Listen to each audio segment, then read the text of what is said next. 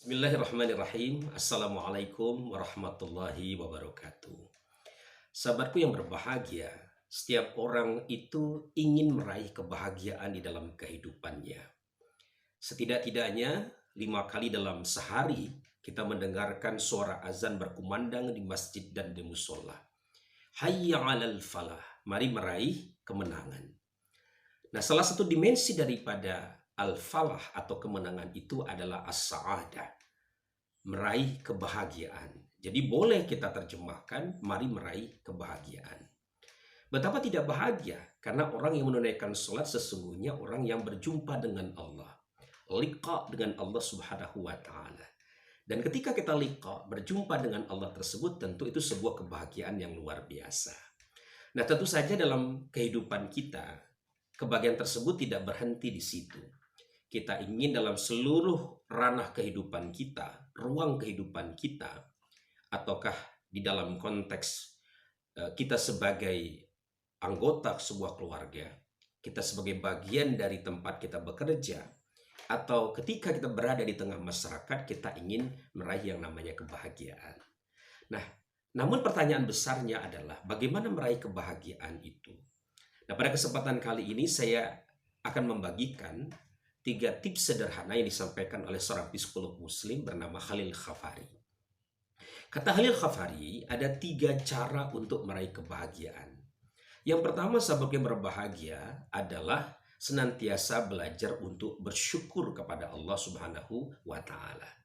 Nah, syukur itu secara sederhana artinya berterima kasih. Berterima kasih kepada siapapun itu, apakah Allah ataukah orang-orang yang sudah berbuat baik kepada kita.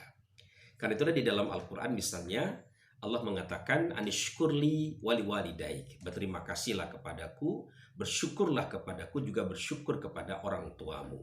Karena memang orang tua kita itu adalah pihak yang memang sangat layak, sangat pantas untuk kita ucapkan terima kasih. Lebih jauh di dalam Al-Quran, ternyata juga ada 3 istilah yang sekaligus menggambarkan tentang bagaimana tingkat kita di dalam bersyukur. Yang pertama, sahabatku yang berbahagia, disebut sebagai yashkur. Yashkur ini adalah orang yang jarang bersyukur. Ya, bersyukur kepada Allah tapi sesekali saja. Lebih sering meratapnya, lebih sering menderitanya, lebih sering menganggap bahwa dia diliputi oleh berbagai persoalan, berbagai masalah. Maka orang semacam ini disebut sebagai yashkur. Yang kedua disebut sebagai syakir. Syakir ini adalah orang yang sering bersyukur, terutama ketika dia mendapatkan berbagai kenikmatan dari Allah Subhanahu wa Ta'ala. Namun, sahabatku yang berbahagia, yang paling bagus disebut sebagai syakur. Syakur ini adalah orang yang senantiasa bersyukur kepada Allah dalam keadaan seperti apapun. Apakah dia menerima sesuatu yang dia sukai ataukah sesuatu yang tidak dia sukai. Karena bagi dia, semua kejadian, semua peristiwa yang terjadi dalam kehidupannya itu selalu ada maksud baik dari Allah Subhanahu wa Ta'ala. Karena itulah barangkali sahabatku yang berbahagia mengenal sebuah kisah, sebuah cerita tentang bagaimana Rasulullah itu belajar untuk menjadi pribadi yang syakur, senantiasa bersyukur kepada Allah Subhanahu wa Ta'ala. Suatu ketika beliau izin kepada istri beliau, Siti Aisyah, "Ya Aisyah, malam ini aku tidak berkumpul denganmu, aku hendak bermunajat, mendekatkan diriku kepada Allah Subhanahu wa Ta'ala." Lalu kemudian oleh Siti Aisyah diizinkan Rasulullah untuk taqarrub kepada Allah. Dan menjelang subuh Aisyah terbangun, dan betapa terkejutnya beliau karena melihat Rasulullah dalam keadaan masih sujud bermunajat kepada Allah Subhanahu wa Ta'ala. Bahkan beliau melihat ada bekas air mata di tempat sujud beliau itu. Nah, Aisyah bertanya kepada baginda Rasulullah, "Ya Rasul, untuk apa ibadah berat semacam ini? Bukankah engkau ini adalah pribadi yang maksum? Engkau terpelihara dosa masa lalu, masa kini, dan masa yang akan datang." Kemudian Rasulullah mengatakan, "Ya Aisyah, apalam akun abadan syakura." Ya Aisyah, bukankah aku ini juga kepingin jadi pribadi-pribadi orang-orang yang belajar bersyukur kepada Allah Subhanahu wa Ta'ala. Jadi bayangkan, orang seperti Rasulullah yang punya kedudukan mulia, bermartabat dan lain sebagainya, demikian luar biasa, ternyata tetap bersyukur kepada Allah Subhanahu wa Ta'ala. Apalah lagi kita sebagai pribadi biasa yang tentu saja banyak kesalahan dan tidak terjamin dari dosa masa lalu, masa kini, dan masa yang akan datang. Ya. Nah, maka yang pertama, kata Khalil Khafari, kunci meraih kebahagiaan itu adalah belajar untuk senantiasa bersyukur kepada Allah Subhanahu wa Ta'ala. Yang kedua, sebelum berbahagia, kunci meraih kebahagiaan itu, kata beliau, adalah menikmati apa yang sedang kita kerjakan. Nah, ini barangkali berangkat dari sebuah kenyataan bahwa otak manusia itu ternyata oleh Allah dirancang untuk bekerja secara berseri. Kita mengerjakan satu hal, lalu melanjutkan dengan hal yang kedua, ketiga, dan seterusnya.